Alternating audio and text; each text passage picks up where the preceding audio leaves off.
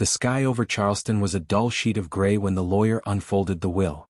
The air inside the funeral home still carried the smell of lilies and dusted hymn books, but the silence was sharp enough to slice through bone.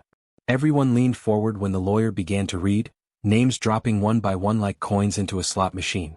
The children of Eleanor Whitmore, Greg and Samantha, received acknowledgement after acknowledgement. Their children's names were sprinkled in, too, like polite bows. But when the reading ended, there was nothing, absolutely nothing, about Ruth Harper, the woman who had scrubbed the marble floors of the Whitmore estate for more than 20 years and held Eleanor's hand when her breath grew shallow at night. Ruth sat at the back, her black dress tight at the waist, the shoes she had polished that morning already biting into her feet. She had not expected much, but she had expected a line, a small sentence, perhaps a necklace or a keepsake. Instead there was absence. The kind of absence that feels deliberate like a slammed door. When she met Samantha's eyes across the room, there was a flicker of triumph so thin it could be mistaken for sympathy. Greg didn't even look at her. He was already checking his phone as if the paperwork was nothing more than a box ticked off on his corporate schedule. When the lawyer closed his folder, Samantha stood with a cold smile. "We'll have the house cleared of staff within the week," she announced, not looking at Ruth but directing the words at the other relatives. The message was clear enough. Greg added, "Better make it by tonight. No sense in dragging things out. We're changing the gate codes this afternoon." There was a polite laugh from one of the cousins, but most of the family just shifted uncomfortably in their seats. Nobody spoke up for Ruth. Nobody ever had. She left the funeral home with her shoulders rigid and her throat burning. The drive back to the estate was quiet. The chauffeur avoided her gaze in the mirror. By the time she walked into the kitchen, the sunlight was already slipping toward dusk. The kitchen was her territory, the place where the scent of lemon oil and warm bread still clung to the cabinets. She touched the counter, remembering the nights she had stayed awake baking rolls for Eleanor when the old woman couldn't sleep. Every tile, every polished surface bore traces of her hands, her hours, her unacknowledged devotion. Now it was as if the family had decided those years had never happened. She wandered toward Eleanor's old room. The bed was stripped, the curtains half drawn. On the nightstand sat a slim leather-bound prayer book. Ruth picked it up, her hands trembling. Inside, between the pages of Psalms, was a thick envelope marked in Eleanor's careful handwriting, "Open when it hurts." Her breath caught. The paper smelled faintly of lavender sachets, the kind Eleanor always kept in her dresser. Ruth sat on the edge of the bed and slid a finger under the flap. Inside was a copy of a deed, not a will, with her own name written in sharp black ink. At the top was the word warranty deed, and beneath it, the signature of Eleanor Whitmore, witnessed by a notary named Miguel Alvarez. A smaller card slipped out as well, a business card creased at the corner with Alvarez's phone number. At the bottom of the envelope, wrapped in tissue, was a small brass key. It looked ordinary, scratched and worn, but Eleanor had written one word on the folded tissue, "Later." Ruth sat frozen for a long time, the house breathing around her. She heard Samantha's voice echoing from earlier, "No paper from a housemaid changes the law." But this was not just paper. This was Eleanor's hand reaching from the grave. It was the first time in decades someone had said to Ruth, "You belong here." Downstairs the sound of heavy footsteps broke her trance. Greg had arrived with a locksmith, their voices firm and brisk. The metallic clatter of tools rang against the front door. Ruth tucked the deed and the key back into the envelope and pressed it against her chest. She slipped out of Eleanor's room and down the back staircase, her heart pounding. In the kitchen, she pushed the envelope deep behind the flour tins, the same place she had once hidden small treats for neighborhood children who came hungry after school. That night, the estate no longer felt like home. Every corridor seemed colder, every chandelier harsher. The Whitmores moved through the halls like conquerors reclaiming a city, ignoring the woman who had carried their mother's frail body to bed night after night. Ruth sat at the kitchen table long after midnight, the envelope beside her like a heartbeat. She knew she couldn't leave, not yet. There was something in that deed, something in that key, that told her Eleanor had prepared for this exact humiliation. At dawn, when the sun stretched thin over the magnolia trees, Ruth brewed a cup of coffee and pulled the envelope back out. She read the deed line by line until the words blurred. The property at Whitmore Lane transferred to Ruth Harper, recorded under the county clerk's office. The thought hit her with both hope and dread. If the document was real and registered, then the house wasn't part of the will at all. It was hers, not theirs. The sound of laughter drifted from the driveway as Greg and Samantha discussed plans for renovations, already talking as if the estate were a trophy they had won. Ruth closed her eyes. She had served them meals, washed their linens, tended their mother's pain. And now they wanted her gone like dust brushed off a sleeve. She pressed the key into her palm until the ridges cut into her skin. It was time to find out whether Eleanor's last promise was stronger than her children's cruelty. She picked up her coat, slipped the envelope inside and stepped out into the morning air. The magnolias rustled as if whispering secrets. Ruth walked toward town, her shoes crunching over gravel, a quiet determination hardening in her chest. She didn't know yet what the key opened or whether the deed would stand against the Whitmore's lawyers, but she knew one thing: she was done being invisible. The fight for the house was just beginning.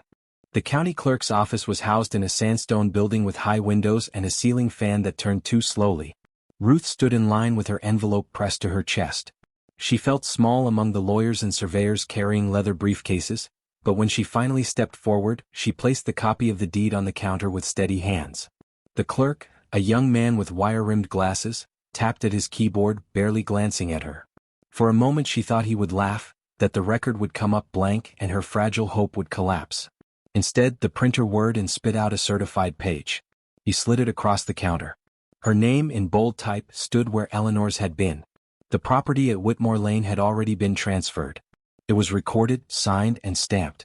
Her fingers trembled as she lifted the page. The official seal was heavy ink pressed deep into the paper, proof that Eleanor had meant what she promised. For a fleeting second, Ruth's shoulders lifted, her spine straightened, and she almost smiled. This was not a favor scribbled in the margins of a will. It was law. Still, as she walked out into the bright morning light, she knew the Whitmores would not surrender quietly.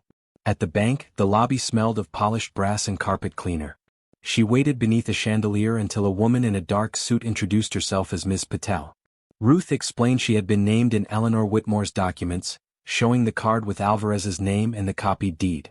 Miss Patel tapped through files and then looked up with cool eyes. There were accounts marked payable on death, she explained, with Ruth listed as beneficiary. The funds could not yet be released until the formal death certificate and verification cleared, but the records were there. Ruth's name was tied not only to the house but also to money Eleanor had carefully placed beyond her children's reach.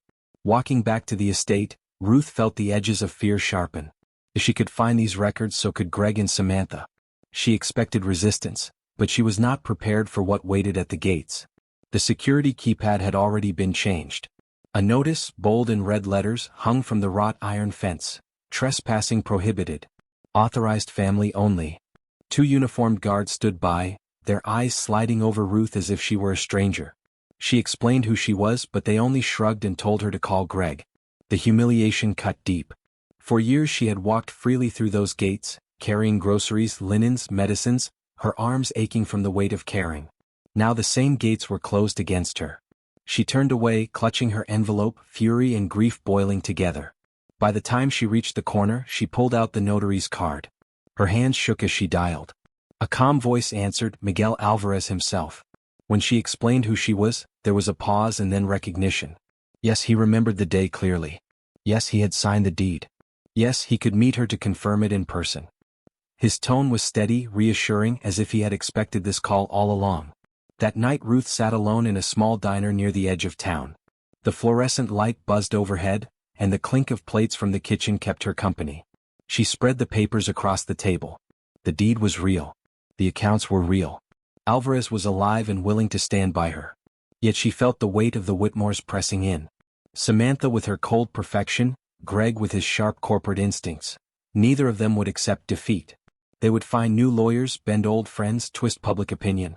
Ruth sipped her coffee, bitter on her tongue, and realized that she stood on the threshold of a battle larger than she had imagined.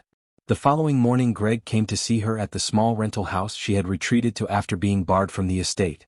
He arrived in a tailored suit, his smile thin and rehearsed. He carried a slim envelope which he placed on the table without sitting down. Inside was a check, more money than Ruth had ever held in her hands at once, but far less than the house was worth. He told her it was a gesture, a way to avoid unpleasantness, an opportunity for her to step aside with dignity. She said nothing, only stared at the check until he finally snapped the envelope shut and left it behind like a threat. All day she stared at the paper. It would cover years of rent, perhaps medical care, perhaps ease her future. It was tempting, but it carried poison. To take it meant to confirm the lie that she was nothing more than hired help. That night she burned the check in a chipped porcelain bowl, watching the flames curl the edges until they turned black. The ashes scattered like dust on the kitchen floor, and she swept them away with steady hands. The next morning, before the sun had risen, Ruth walked once again to town. She needed to see Alvarez. She needed his witness, his memory, his voice. The brass key still lay in her pocket, its ridges pressing against her palm with each step. Eleanor had left her more than a promise. She had left her a weapon, and Ruth was only beginning to learn how to use it. The Whitmores did not wait long. By the end of the week, Ruth received a thick envelope delivered by courier, its weight heavier than any stone. Inside was a formal petition stamped with the seal of the county court. Greg and Samantha were challenging the deed, claiming undue influence, alleging that Ruth had manipulated an elderly woman to sign away her home. They had hired a large firm from downtown, the kind that buried opponents in paper and procedure. The words were sharp, cold, and designed to shame. Ruth's name sat beside phrases like exploitation and abuse of trust. She pressed her hands against the table until her knuckles whitened. The next day she was summoned to a temporary hearing. In the courthouse lobby she felt the stares of attorneys who carried themselves like soldiers. The Whitmores arrived with their legal team, polished and confident, while Ruth walked in alone, clutching her envelope. The judge granted a temporary injunction, preventing her from taking possession of the estate until the matter was resolved.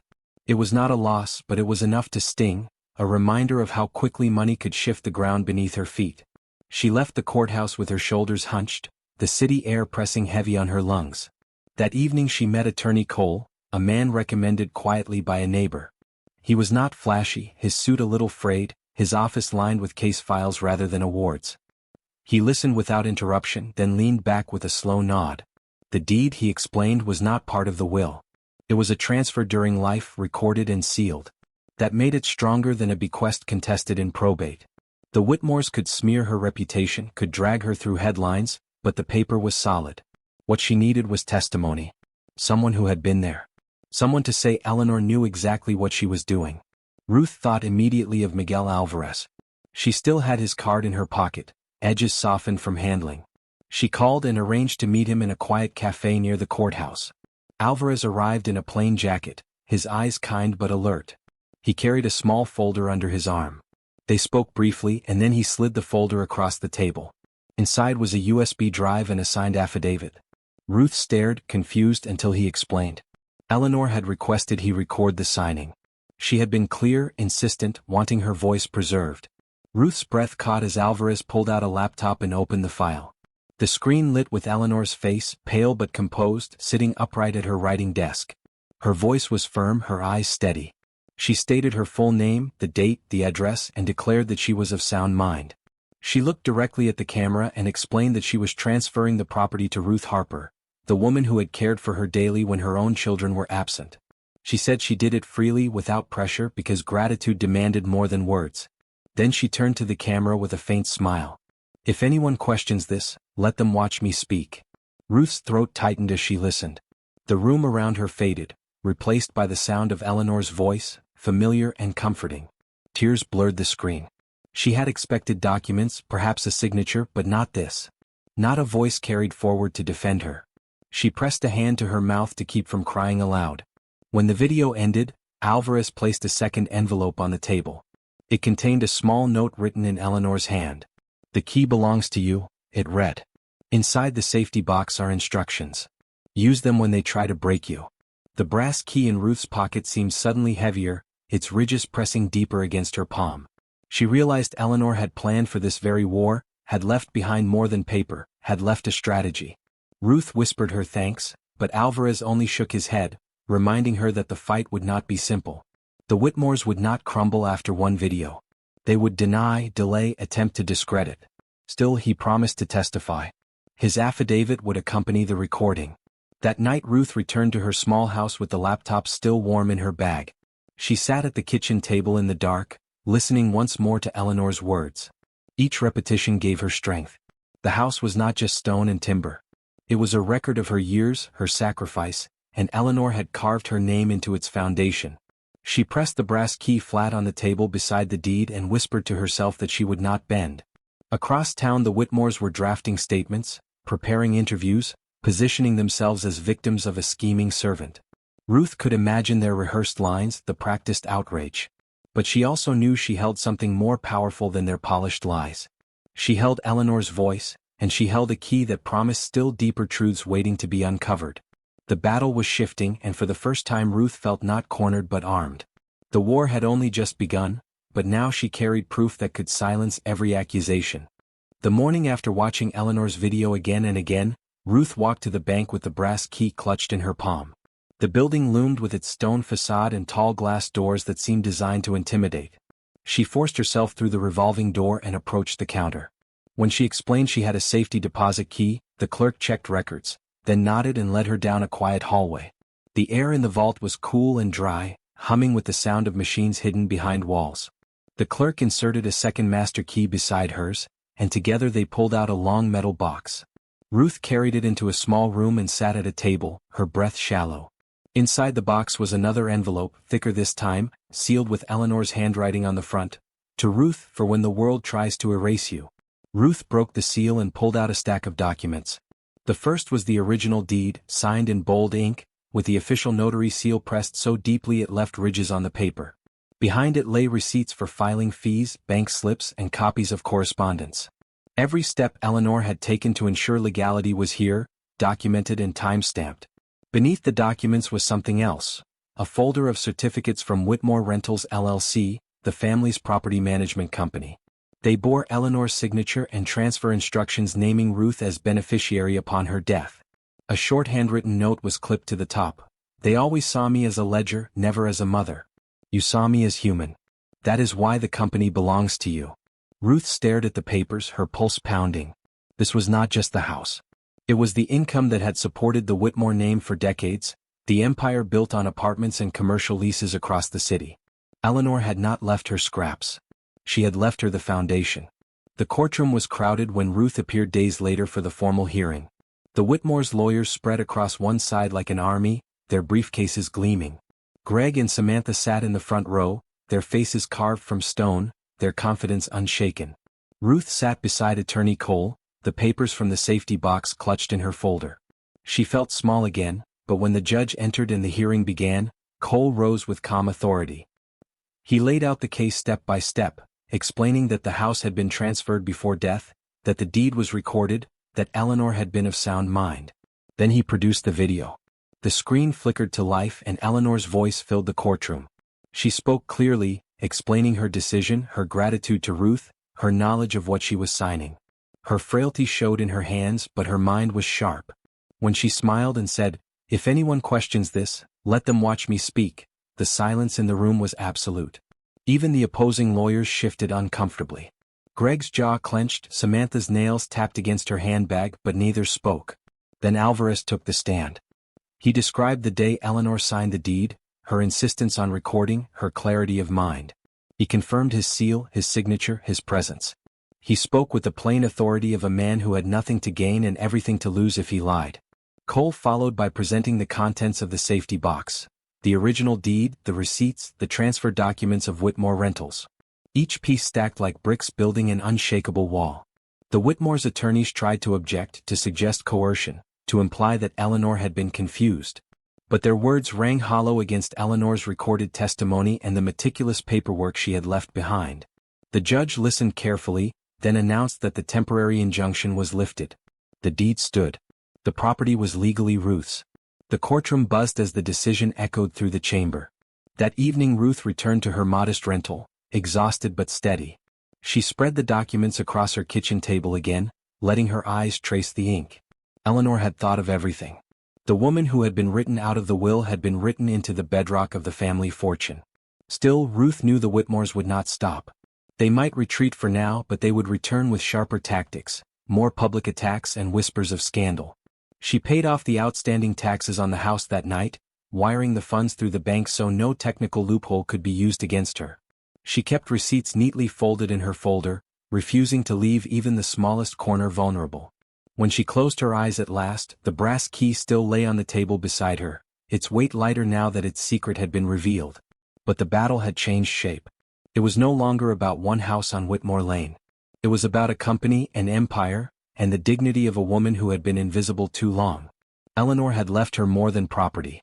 She had left her a place at the head of the table, a seat the children would never willingly yield. Ruth understood she would need more than documents to hold it. She would need strength, patience, and the courage to stand before the very family that had always treated her as furniture. For the first time in years she felt the possibility of triumph. The documents were real, the law was on her side, and the community was beginning to whisper in her favor. Yet she also felt the storm building on the horizon. The Whitmores were too proud, too entitled to accept defeat. Something in their silence during the hearing told her they were already planning another strike. The night closed around her small kitchen, and Ruth sat with the lights off, her hands folded, waiting for the next move in a game she had never chosen but could no longer refuse to play. The decision in court gave Ruth a temporary peace, but it was the kind of peace that trembles like glass before it shatters. Greg and Samantha stopped calling, stopped visiting, stopped pressing their lawyers into immediate motion, but their silence carried a menace heavier than their words. Ruth knew they were regrouping, calculating, trying to find a new angle. Yet for the first time since the funeral she could breathe inside her own chest. She walked each morning past the magnolia trees outside the estate and imagined what it might feel like to open the door without fear of being shoved out. At the bank, Miss Patel summoned her once more, this time with a different tone. The paperwork from Eleanor's safety deposit box had triggered a cascade of verifications. The payable on death accounts were now active, awaiting Ruth's signature. When she sat at the desk and placed her name on each form, the reality sank deeper. She was no longer fighting only for a house. She now controlled bank accounts, investments, and, most shocking, the majority stake in Whitmore Rentals LLC. The family's portfolio of apartments, commercial spaces, and properties around Charleston had been quietly shifted into her hands. With each document signed, Ruth felt a weight and a freedom she had never known. News of the court ruling spread quickly through the community. Neighbors who once passed her on the street with polite indifference now stopped to ask how she was holding up. Mrs. Jenkins from across the lane brought over a pie and whispered that everyone had always known Eleanor's children cared more for appearances than for their mother. The mailman tipped his cap with unusual respect. It was subtle, but it mattered. 4 years Ruth had existed as a shadow in the Whitmore household, unseen except when something needed cleaning or cooking. Now people were beginning to look at her as if she belonged in the light. Greg finally broke the silence with a letter delivered by his attorney. It was written in precise legal language, but its meaning was simple. The family wanted access to personal heirlooms, photographs, and certain furniture. Ruth read it 3 times before folding it neatly. She understood their desperation. The estate no longer belonged to them, but they wanted something tangible, a piece of memory to anchor their pride. Against Cole's cautious advice, Ruth agreed to meet them. She allowed them to gather photographs, a few personal items, jewelry that held no claim in her heart. She did not yield the house, the land, or the company. By drawing the line there, she established herself not as a servant granting favors but as an owner setting terms. The night they came to collect, the atmosphere was brittle. Samantha walked through the rooms with her chin high, her eyes darting like a tourist stealing glimpses of a country she had lost. Greg kept his voice clipped, issuing orders to the movers as if he still held authority. Ruth stood in the foyer, watching, steady and silent. When the last box was carried out, she locked the door behind them. The echo of the latch was louder than any argument. Days later, Ruth organized something the estate had never seen before. She invited the neighbors who had known her for years, the ones who had borrowed sugar from her, whose children she had fed on quiet afternoons. Long tables were set up on the front lawn, covered with simple food and paper plates. Laughter rose into the twilight as children chased each other across the grass, their voices bouncing off the walls of the grand house. Mrs. Jenkins raised a glass of iced tea and toasted Ruth, calling her the first Whitmore who had ever treated the neighborhood as family. Ruth felt her throat tighten, but she smiled. For once the house was not silent or filled with scorn. It was alive. Later, when the last of the guests had left and the night had settled into quiet, Ruth walked through the rooms alone. She paused at the fireplace where Eleanor's photograph rested in a simple frame. Beside it lay the final letter she had found folded in an old teapot days earlier. She read it once more. If they try to break you, sit at the head of the table. This house is not only stone. It is your voice. Use it. Ruth placed the letter back and sat at the long dining table, alone but no longer invisible. The chair at the head fit her as if it had been waiting all along. The Whitmores never returned that night, nor the next. They had lost the battle, lost the estate, lost the company their mother had entrusted to the woman they dismissed as help. Ruth knew they might still scheme, might still look for loopholes, but their power was broken. The law, the papers, and Eleanor's careful planning had placed the weight of everything in her hands. The woman written out of the will had inherited not only property but respect, not only wealth but belonging. As dawn crept through the windows, Ruth brewed herself a pot of coffee in the same kitchen where she had once labored in silence. She leaned against the counter, the scent of magnolia drifting in from the open window. For the first time in decades, she felt the ground solid beneath her feet. She was no longer the shadow in the corner, no longer the servant in someone else's story. She was the owner, the one who opened the doors, the one who decided who sat at the table. The house was hers. The company was hers. And in the quiet certainty of the morning, Ruth understood what Eleanor had meant all along. She had not been left with scraps. She had been entrusted with everything. Dear viewers, thank you for being with us. Subscribe to the channel, like us, and be sure to write in the comments what you think of this story. Don't forget to click on the bell, so you don't miss new interesting stories. See you soon.